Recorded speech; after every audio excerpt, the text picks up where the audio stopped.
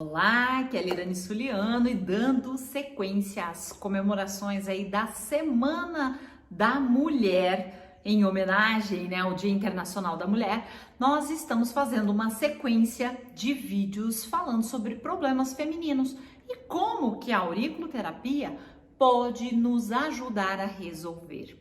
Hoje nós vamos falar sobre endometriose. É um problema que incomoda muitas mulheres e, infelizmente, muitas delas têm dificuldades em engravidar por conta da endometriose. Portanto, esse é um probleminha que você tem que saber antes, quando, por exemplo, a paciente te procura para infertilidade, você já tem que estar alerta, antenada realmente se essa paciente já tem histórico de endometriose. Isto pode dificultar sim a gravidez. Então agora eu vou compartilhar com vocês os meus slides para que eu possa mostrar as regiões anatômicas, vamos falar de números, quantas mulheres são afetadas pela endometriose, o que causa a endometriose, como ela acontece. Para isso, tenho que voltar um pouquinho e falar do ciclo menstrual. Dando continuidade então à homenagem aí ao Dia Internacional da Mulher, vamos falar sobre a auriculoterapia na saúde da mulher, né? E o tema de hoje, endometriose. Um problema que incomoda, infelizmente, muitas mulheres, né? Muitas mulheres. Quero falar um pouco também sobre o ciclo menstrual. Acompanha comigo. O que é, né? Só para contextualizar um pouco aonde nós chegamos na endometriose, tá? Há uma descamação da mucosa do útero, que é o endométrio, acompanhada por sangramento. Ocorre em ciclos mensais, todas nós sabemos disso, ao longo da vida reprodutiva da mulher, exceto durante a gravidez. A menstruação começa na puberdade e termina na menopausa.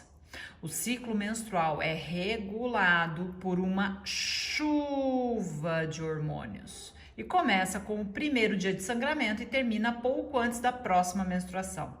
Os ciclos menstruais normalmente variam entre 25 e 36 dias.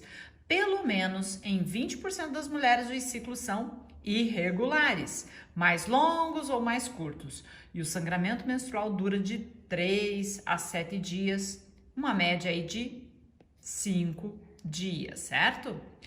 Endométrio, eu queria que vocês conhecessem um pouquinho os órgãos femininos, né?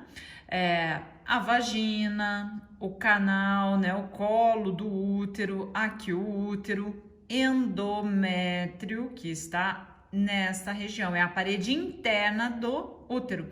Aqui eu tenho as trompas de falópio e o nosso ovário, que é importantíssimo na parte hormonal feminina. E o que é o endométrio, gente? O que nós temos aqui no endométrio? Vamos estudar essa parte juntas, olha só. É um tecido, como eu falei, que reveste a parte interna do nosso útero, onde é implantado, né? Ocorre a implantação do embrião, dando início à gravidez, quando ele está saudável e na espessura ideal. Esse tecido cresce todos os meses durante o ciclo menstrual, onde está se preparando para receber um bebê. Como não recebe o bebê, o que acontece, né? Se a gravidez não ocorrer, esse endométrio ele é expelido pelo organismo da mulher. Quando isso ocorre, é os sangramentos, nosso sangramento menstrual, né, o mensal. O endométrio, começa a crescer novamente depois que a menstruação acaba. E isso se repete ao longo de muitos anos, né?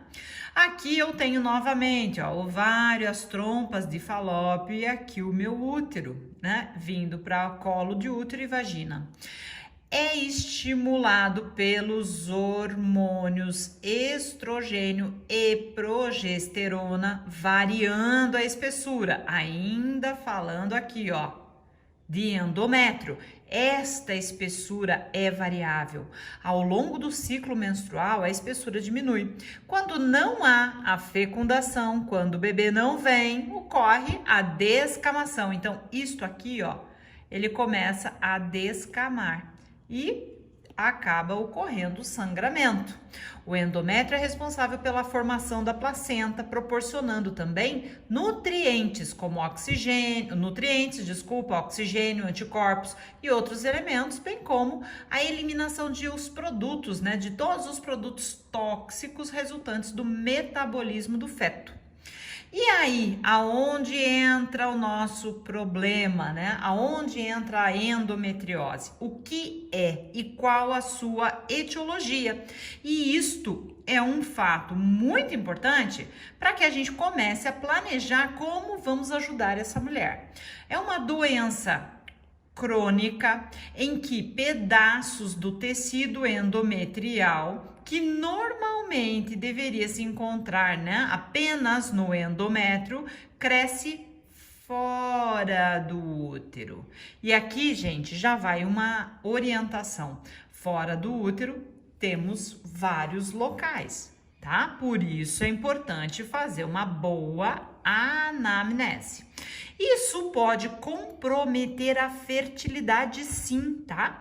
E causar dor antes e durante a menstruação, cólicas muito fortes e, em alguns casos, até durante a relação sexual. As causas não são completamente conhecidas ainda. E aqui eu tenho, ó, células da endometriose, do endométrio, né? Pedaços desse tecido endometrial aqui nas trompas, tá? Na barreira, a parte externa. Endométrio, né? Olha só como é que a coisa vai acontecendo, ó. Da mesma forma, tá vendo? Esse tecido vai se espalhando.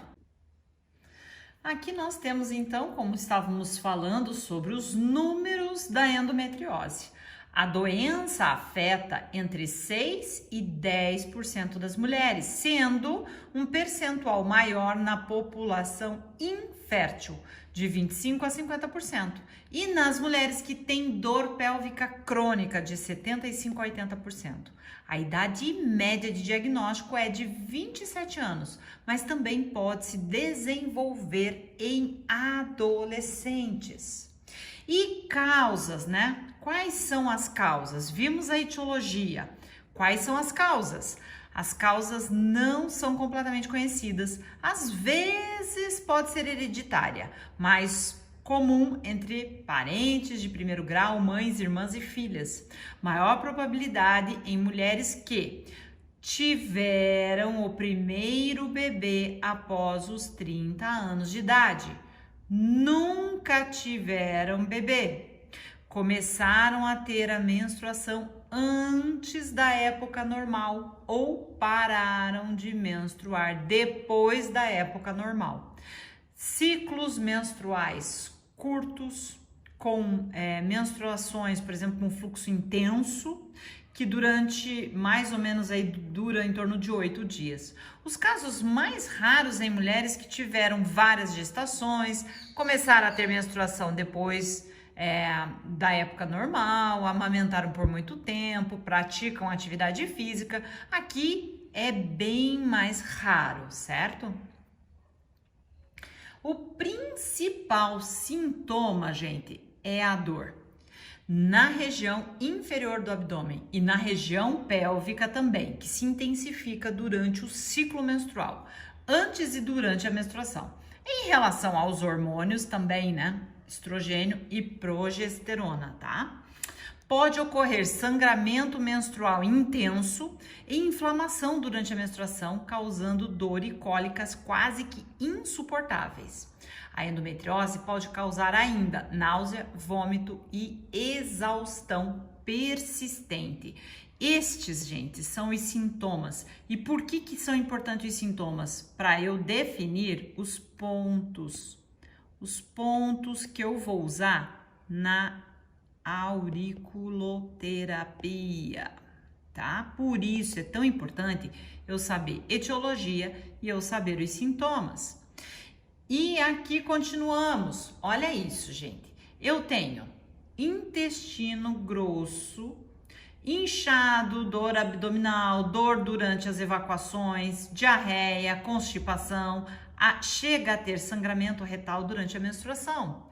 Na bexiga, dor acima do osso púbico, a urinar, urina com sangue, tá? São alertas, uma necessidade frequente e urgente de urinar. Ovários, formação de uma massa cheia de sangue, que é o endometrioma, que por vezes se rompe, vaza, causa dor abdominal súbita e aguda. Aproximadamente 30 a 40% das mulheres com endometriose apresentam problemas de fertilidade, tá? Fertilidade. A remissão pode ocorrer durante a gestação, é possível sim que a endometriose entre em remissão e tende a ficar inativa após a menopausa, tá? Com a diminuição da concentração de estrogênio e progesterona. Tratamento convencional.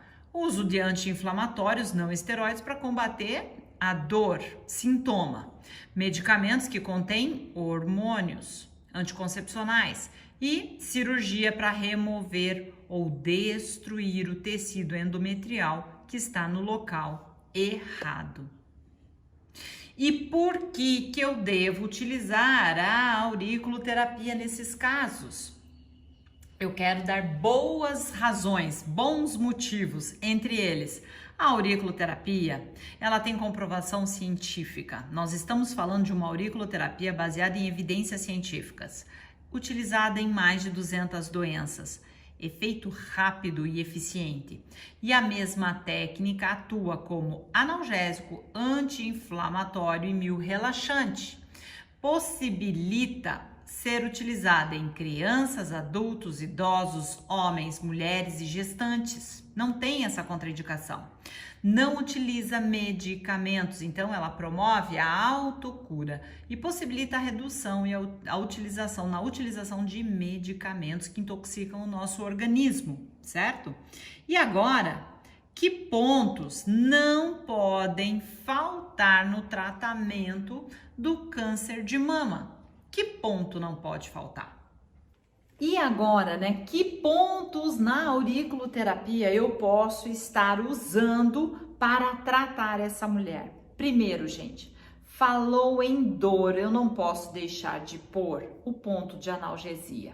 E é claro, se eu falei já anteriormente que são dores insuportáveis, o anti-inflamatório deve fazer parte, tá? Subcórtex ou adrenal, é uma escolha. Agora, eu sei que é um problema hormonal, nós falamos sobre isso, né? Sobre progesterona, sobre estrogênio. Qual órgão não pode faltar nessa composição? Qual ponto não pode faltar? Ovário é um deles. Ovário tem uma relação absoluta em termos de hormônios femininos. Útero, não posso deixar de pôr porque é o meu ponto local do problema. Hipófise e hipotálamo são pontos que trabalham um eixo hormonal feminino. Então, vou colocar também. E agora, eu tenho que fazer uma individualização do tratamento. Cada mulher pode reagir de uma forma. Pode ter mais dor e eu posso colocar mais pontos para dor.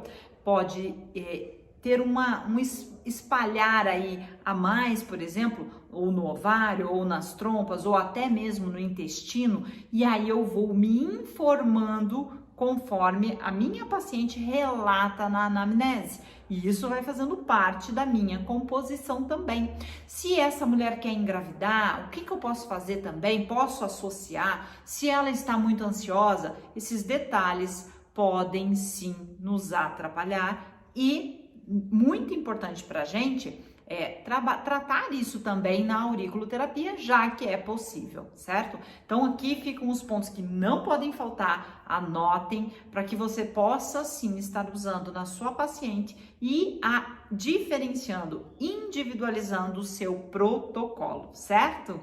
Bom, espero que vocês tenham gostado do vídeo de hoje. Não deixe de curtir, de compartilhar, tocar o sininho aqui clica nele ali, você vai ser notificado quando um vídeo novo for colocado aqui no canal. Não esquece de compartilhar com quem você sabe que precisa ouvir sobre esse assunto. E até mais!